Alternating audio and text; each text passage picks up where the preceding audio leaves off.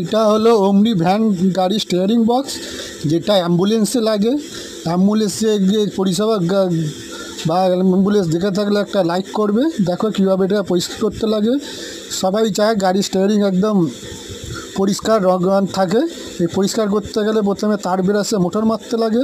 এই সারা হাতে গ্রিজ ভর্তি, এই মারতে যদি স্লিপ খেয়ে হাতে লাগে হাতে শাল চামড়া উঠিয়ে যাবে। সাথে এই তার পরে ছিটকে যত তার লাগবে সব গায়ে লাগবে। ব্যথা ফ্রি আছে সাথে আমাদের জীবনে। দেখো কীভাবে মোটরটা মারছি, ভালোভাবে ঘুরিয়ে ঘুরিয়ে মারতে হবে। যেখানে যেখানে মাটি লেগে আসছে, সাথে যেখানে প্লেট লাগে প্লেটে একটা প্যাকিং লাগে, প্যাকিং ভালোভাবে ছাড়াতে হবে। প্যাকিং যদি ভালোভাবে ছাড়ানো না হয় তো ওই প্যাকিংয়ের উপরে প্যাকিং বসলে হালকা লিক করলে মোবিল লিক করবে। সাথে স্টিয়ারিংটা লাস্টিং করবে না মোবিল লিক করলে।